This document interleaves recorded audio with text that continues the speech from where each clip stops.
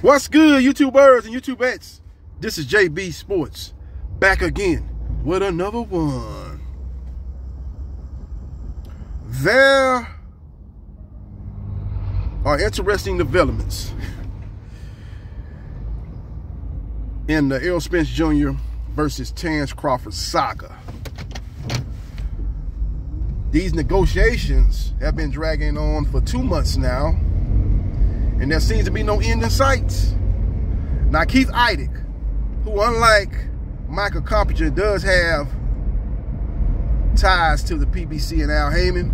Michael Coppinger used to have ties to PBC and Al Haymon, but he is closely aligned with ESPN Top Rank Boxing. Lance Pudgemeyer, who works for Fight Hype, who has close ties with Floyd Mayweather Jr., but he really doesn't have the ties, in my opinion, that Keith Idec has. So I trust what Keith Idec is writing more than I trust what Michael Coppinger and Lance Pudgemeyer were writing. And both, basically, what Michael Coppinger and Lance Pudgemeyer was writing, those stories turned out to be fake news. Now, Keith Idec is saying that Errol Spence Jr. believes that Terrence Crawford, let me put it to you like this. Errol Spence Jr. and his team believe, are increasingly starting to believe, that Terrence Crawford don't want to fight. They said Terrence Crawford has had a revised contract for 2 weeks, and they have not heard nothing back from Terrence Crawford. Terrence Crawford had 3 sticking points in the contract that he sent to Errol Spence Jr. Errol Spence Jr. gave in to those sticking points and gave Terrence Crawford what he wanted, and they sent the revised contract back to Terrence Crawford, and Terrence Crawford has not responded since that contract was sent, and that was 2 weeks ago. I believe that Terrence Crawford is going to end up signing the contract, but I believe that Errol Spence Jr. and his team are growing very, very weary that Terrence Crawford is dragging his feet. I believe that Terrence Crawford is pitching a fit. I believe that Terrence Crawford feels that he's been mistreated in negotiations. He wants a high guarantee. Miss me with the fact that it's been reported that he ain't getting no guarantee. He damn sure getting a guarantee, but you got to understand that the guarantees that the PBC fighters were getting pre-COVID and the guarantees that the PBC fighters are getting post-COVID have decreased dramatically. And that's the main reason why this fight has not come to fruition. It's the guarantee, ladies and gentlemen, between the PBC and TC. With all that being said, hopefully Terrence Crawford gets out of his feelings and signs the contract and understands that he needs this fight for his legacy. He was undisputed at 140 pounds, fighting a bunch of guys that were not considered top-notch fighters, but give him credit where credit's due. He only can fight the people that he can fight, the champions at 140 pounds at the time, and he was able to defeat all champions there and stake his claim as the best 140-pounder during that time span. With all that being said, I believe the fight can actually take place either February 4th or February 25th. The fight's not happening in 2022. You got a report out here saying that the fight could happen in December. It's not happening in December. The pay-per-view fight that the PBC will be putting on in September is Gervonta Tank Davis versus Ryan Garcia. They're just trying to finalize the promotional and TV network deal, which are 2 significant obstacles that needs to be cleared. With all that being said, Errol Spence Jr. versus Terrence Crawford, from what I'm hearing, is looking at 2 dates in February. Either February 4th or February 25th is what my intel is telling me. With all that being said, Terrence Crawford is just pitching a fit. He's been doing this basically for the last month. He's been leaking reports to Michael Coppinger and to Lance Pudgemeyer saying that he ain't getting no guarantee, that he accepted everything, that the PBC has gone radio silent, this, that, and the third, but that's not been the case.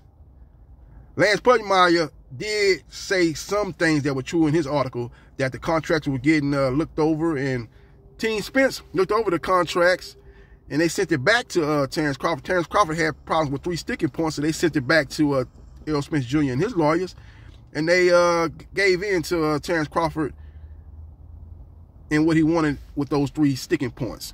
Now Terrence Crawford, it seems to have lost his pen, and he don't want to sign the contract. But I believe he's going to eventually sign the contract. I just think he's just in his feelings because he's not getting what he wanted in the guarantee.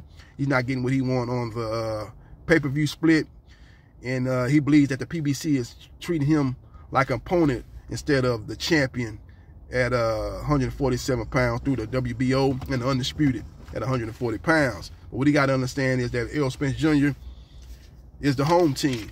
You are the away team, Terrence Crawford. And when you're going on the road, you got to be having that bunker mentality, man. You got to go in there and do what you got to do to get that win. Don't worry about, oh, man, you know, they treat me bad, man. They ain't do Jordanis Ugas like this. They ain't do Sean Porter like this. They ain't do Danny Garcia like this. Well, they were all affiliated with the PBC along with Spence Jr. You come from Top Rank Boxing. You used to getting these high guarantees. And the PBC are not doing that type of contract. The pay-per-view model is lower guarantees with money on the back end. With all that being said, I still is very optimistic that the fight does come to fruition.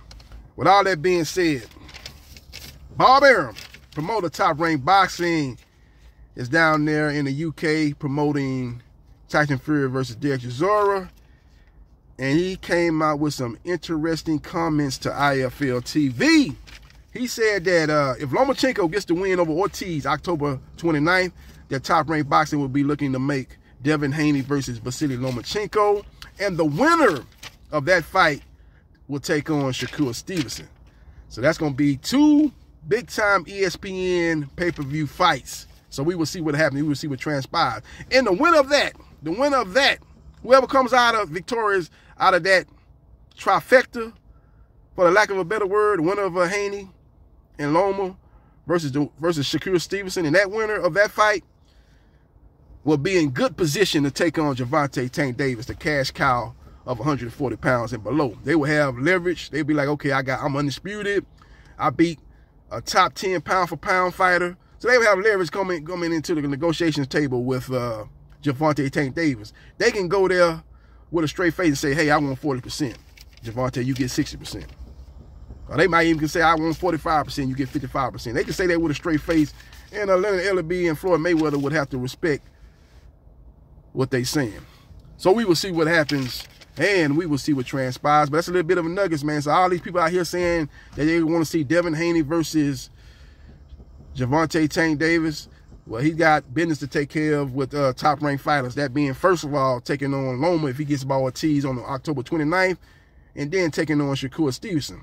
So he's got business to tend to with top-ranked affiliated fighters before he can think about taking on the cash cow of 140 pounds and below, Gervonta Tank Davis. So we will see what happens, and we will see what transpires. Follow me on Facebook, Gerard.Briscoe.3551. Like, share, and subscribe to JB Sports. The man, the myth, the legend.